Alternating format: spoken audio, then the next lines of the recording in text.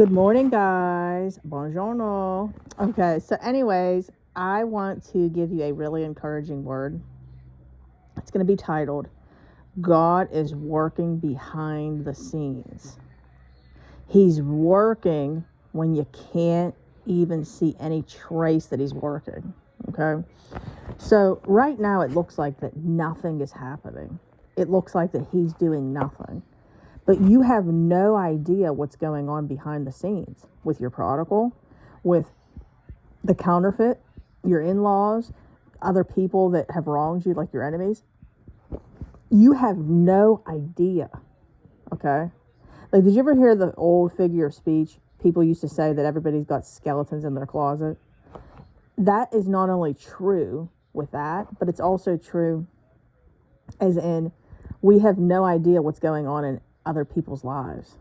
And God is dealing with every single one of us. Okay? Look at how much correction you receive.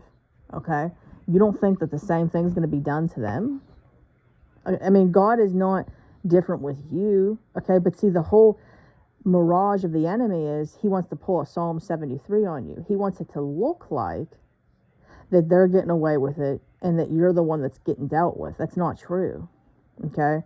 But that's what he wants us to think.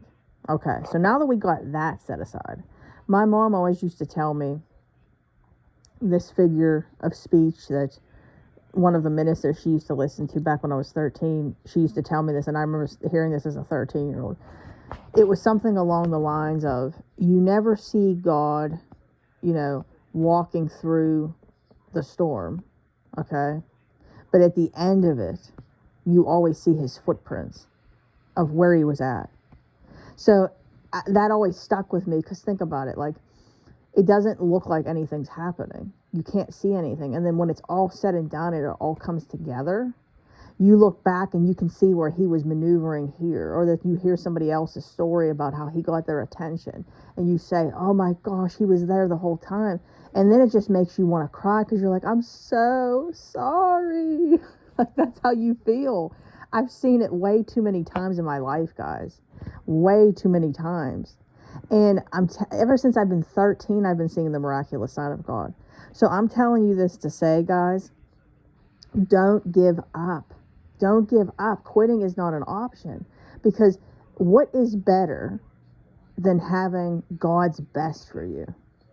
If God told you to do this, he told you to do this. Okay? There's no reason, okay, to say to yourself, oh, I can't do this anymore. He isn't doing anything. He's working the entire time. You just don't see it. So this is where faith is. Faith is a choice. Okay? Faith is a choice. What is faith? It's believing what you don't see carnally. If you've seen basically what was going on in the natural, why would you need faith? So something that, like, I was always asked a lot by people is, like, in my stand in the very beginning, is what does it look like in the natural? And it dawned on me later on as I got more involved in this. Why do they even ask that? Because faith doesn't require us to see in the natural. Look at Moses' story. I always like to bring up Moses' story, because did it not look absolutely impossible? There was nowhere to go except to get slaughtered. And at the very last minute is when he came through. Now think of why he waited till the last minute. Okay? If God would have let that sea part before the Egyptians got there, would they have known him for who he really is, Jehovah Jireh, El Shaddai? Would they really have known him for who he really is? No, they wouldn't have. Think about it. He wanted to have like a grand hurrah, okay, and have everybody in their granny see it. The Israelites, Moses, and the Egyptians. He wanted them all to see it at the same time. He knows what he's doing.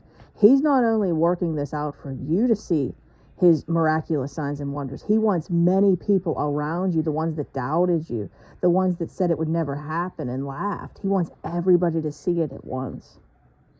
So I'm telling you guys, it's going to be phenomenal. but you got to hold on. And the only way you're going to see God's miraculous signs and wonders like that is if you hold on. And you can go move on, but this test that you didn't pass is coming with you. So it's going to be marriage number 2, marriage number 3, or marriage number 4. I have a lot of clients that actually admit that their marriages, it wouldn't have turned into this if they had stood for the first one, or if the other person would have stood. Because see, this is something we don't understand. This test is going to follow us. Okay, so this is with any test, because this has nothing to do with your marriage. Now, do you kind of see what I'm saying? If it has nothing to do with your marriage, common sense, it has nothing to do with it. This has to do with you. He wants you. So I hope that this word was motivating. And if you would like to work with me, guys, I would love to work with you.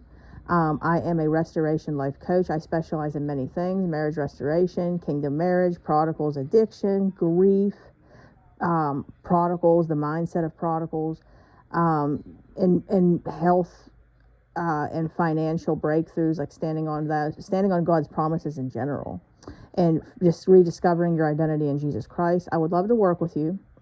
My prices are very affordable. Go ahead and email me at deadmarriagesredeemed@gmail.com. I repeat, deadmarriagesredeemed@gmail.com. Also, come on over to our Facebook group.